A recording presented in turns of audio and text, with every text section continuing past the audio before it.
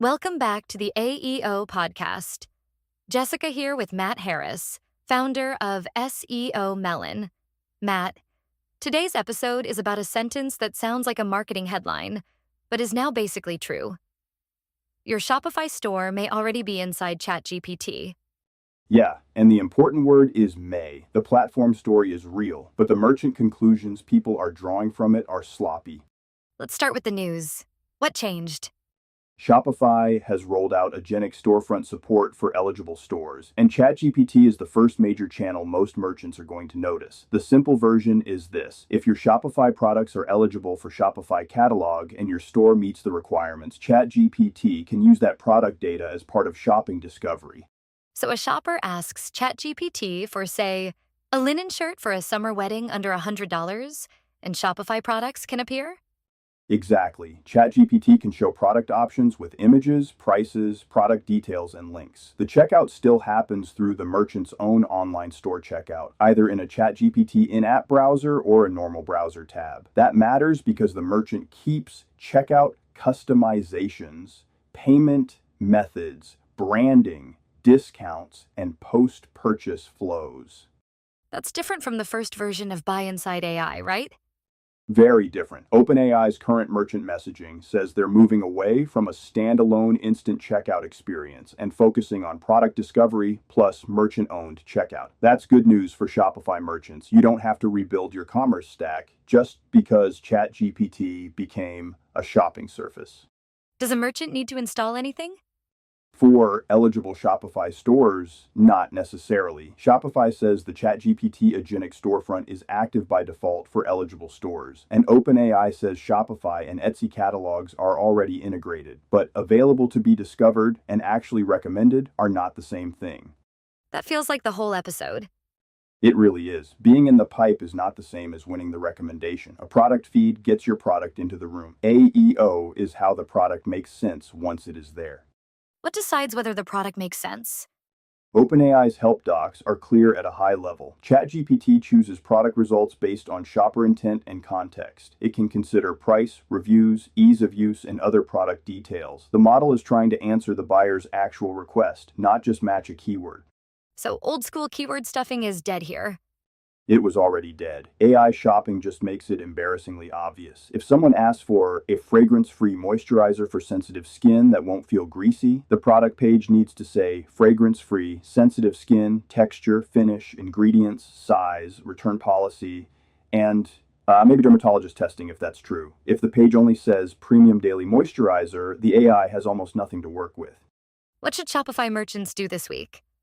5 things. First, check whether the agentic section is available in Shopify admin. If it is, read the settings instead of guessing. Confirm which AI channels are active and whether Shopify is managing access for you. Second, make sure your store policies are complete. Shopify's ChatGPT storefront requirements include terms of service, privacy policy, and return and refund policy in the Shopify admin. That is not glamorous AEO work, but it is eligibility work.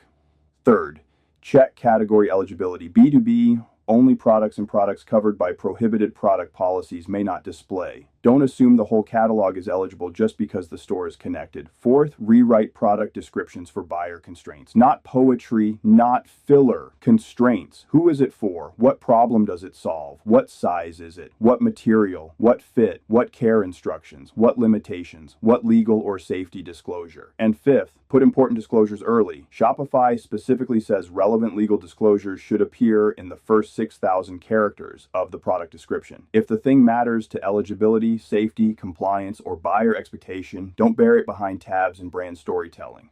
Give me an example. Let's say you sell hot sauce. A weak product description says, our signature red chili hot sauce brings bold New Mexico flavor to every meal. Nice sentence. Bad AI shopping data. A better description says, medium heat red chili hot sauce made in New Mexico. Best for eggs, tacos, grilled chicken, and breakfast burritos. Vegan, gluten-free, no artificial preservatives, 5-ounce glass bottle, refrigerate after opening. That second one is less poetic. and much more useful. That gives ChatGPT clearer evidence for prompts like vegan hot sauce for breakfast burritos, medium heat New Mexico chili sauce, and gluten-free hot sauce gift. The first version mostly says bold flavor, which every food brand says. When does a tool like SEO Melon become useful? SEO. Melon is useful when you have a catalog problem. If you have 10 products, you can do this manually. If you have 500 products, you need a workflow. Scan the catalog, identify thin descriptions, generate better product copy and FAQ suggestions. Review them, then publish. That is what SEO Melon does. But this is not install SEO Melon, and now you're in ChatGPT. Correct. Nobody should say that. Shopify and OpenAI control the product discovery channel. SEO Melon improves the source material. Better source material gives AI systems more useful product facts to match against shopper intent. What about merchants who want to opt out? This is where the wording matters. There is not a simple checkout opt-out for ChatGPT because purchases complete through your online store checkout. If you need to hide products from AI discovery, use Shopify's AI channel discoverability guidance and Shopify catalog controls where available. The help page also notes that products might still appear through other discovery methods like web crawling and indexing. So removing catalog access is not the same thing as making your product invisible to the internet. Should most merchants opt out? I don't think so. If you sell normal eligible products, this is a discovery channel. The better move is to make sure the product data is accurate, compliant, and complete. What should they measure after making changes?